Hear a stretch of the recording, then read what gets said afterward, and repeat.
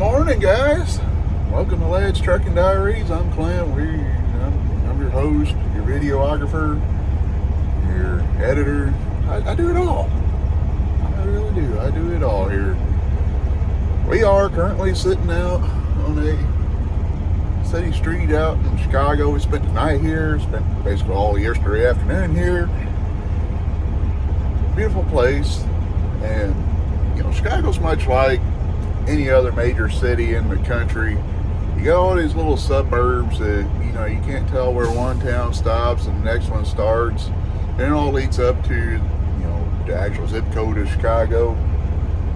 And that's kind of what we got going on here. We're on the outskirts of Chicago, but we are on a part of a suburb that touches another suburb that touches another suburb that touches another suburb that touches Chicago. So therefore this is Chicago. So I had to go deeper into town here to reload. I'm picking up tubing or pipe or something. Tubing, I believe. It's going to go back down to St. Louis. Once again, another suburb. It touches a suburb. It touches a suburb. It touches St. Louis. But either way, close enough. If you're from like where I'm at, you say St. Louis, it could be any part of that. Just like probably people around here, well, we're going to Chicago today. They're from Kankakee. We're going to Chicago. Well, they might be going where I'm at today. Just so you're wondering, 1,999 and a half more miles and we'll turn 2 million miles. This is really hard. Sitting here doing absolutely nothing because I'm only roughly 30 minutes away from where I'm supposed to load at. I got on Google and looked at the reviews, and all of them said do not show up more than an hour early. So I've been sitting here since noon yesterday, more or less, and gonna have to sit till I still got about another hour or so before I can even think about leaving to get up there. So one of my videos, somebody commented that I should sand the hood down and flat black just the top of it, put a flat color on it, less reflective. The idea of flat blacking the hood has crossed my mind a lot of times, but I don't own the truck. And if I do it, I want it to be done right. In my mind, what I would kind of like to see is basically what I visualize. The truck's name's Fireball, so why not use a flame theme? Since if we're going to two-tone the truck, we might as well do it right. Take it in, get the proper body work that needs done. If you're going to spend the money to do it, you might as well spend the money and get it done right. Fix the rust and stuff like that. But my idea is a flat black or a satin black top, but in the center of the two-tone use flames to separate the colors. Tried to use AI to kind of simulate what I was looking for, but basically kind of make a line kind of diagonal, but use the flat black to kind of dip down as flames into the red. It's not as much as the red being the flames, but I think we're about time to get rolling up, get loaded, and see if we can't get down to St. Louis today at some point. All right, let's see what we're going to pick up. Should be tubing. I don't know. Yeah, we sit and wait. And we're going to back in here. It's only like 10, 15, 20 minutes late for my appointment. I don't even know. It's okay. If I'd have been late, they'd have penalized me, but I guess I'm here, so they can't penalize me. I can't penalize them other than being here on time.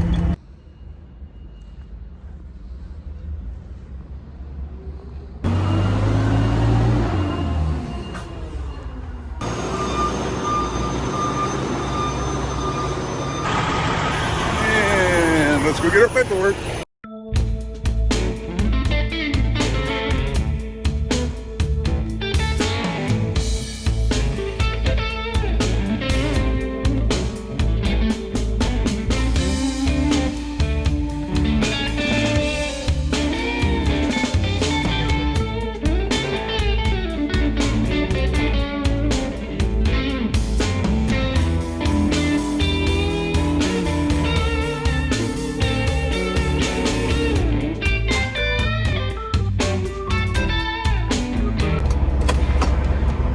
Well, guys, I screwed up today. Could have been a lot worse.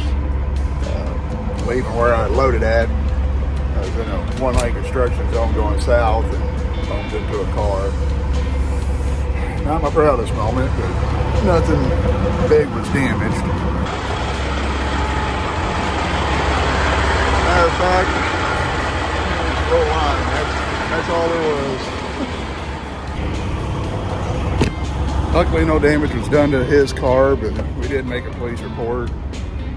He just had a couple little nicks in the bumper and some bugs off of mine.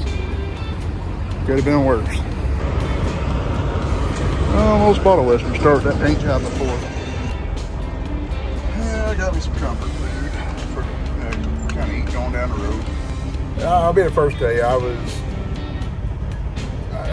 lost my focus on what was going on in front of me. There was a Schneider baby, Schneider egg, traffic cone, whatever you want to call it.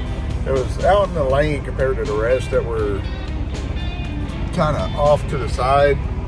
And 100% honest with you, I lost focus on the cars in front of me and started watching that little barrel and using peripheral vision, which, you know, the color of the car, I just honestly lost sight of it. No other explanation. It was my fault, whatever. The pictures, I mean, even up close pictures of my phone, you can't hardly see any of the damage on his car, and on my front bumper, you can see is some very light markings where it knocked some of the bugs and the dirt off. Honestly, that was probably the most of the damage. But it's heartbreaking on my end, because I do my best to avoid those situations, and it really bothers me. Nothing, you know, the guy said that, you know, he wasn't going to worry about swapping information or anything like that for insurance and all that. He said he didn't think anything, you know, he said he really didn't want to go any further with it, and actually invited me down to the Mexican restaurant that he was on his way to work to. And I mean, honestly, the best came out of a worst case scenario, I guess.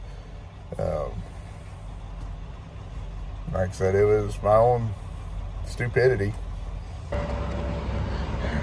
No smoking within 50 feet. Alright, let's take our box and we'll throw it away, because I stress ate on the way down here because I am totally bothered. That's some money sitting right there. There's not even a tractor hooked up to it. I don't think. No, there ain't even a truck hooked up. Alright, everything looking good so far. I still can't believe that. I mean, we're real close. You see the lines. Oh, there's that bumper crash. I mean, it's all over with now, I hope. Hopefully the guy don't come back and, you know, weeks down the road say, well, I want to go get my car fixed, and then throw us under the bus. But, you know, I did what I was taught to do over 15 years ago when I first started driving. Any incident where information is wanting to be traded, you always call and get the police involved, whether or not they want to or not. That's what we was taught to do. And more or less covers our tail from somebody calling in saying, oh, this big truck hit me and took off running, and anything like that. It just kind of cuts that out, keeps people honest. Well, as close to honest, I guess, you're going to get. But that guy said he was scared that I was going to get out and blast, take his pictures and stuff and say he cut, but me accusing him of cutting me off. And I was like, sir, I said, that's not me, man. I said, I 100% own this one. This was my own fault. I said, I really can't even explain to you what happened because I didn't see me bump you. I just seen you pull out and get out of the car, and I didn't know if I was going to get shot or what was going on, but I just can't believe I did that. Last week it seemed like everything was out to get me, and kind of, hopefully that was my God. that was whatever it was out to get me last week. I hope it's done. Y'all stay safe. God bless you, and we're going to catch you later.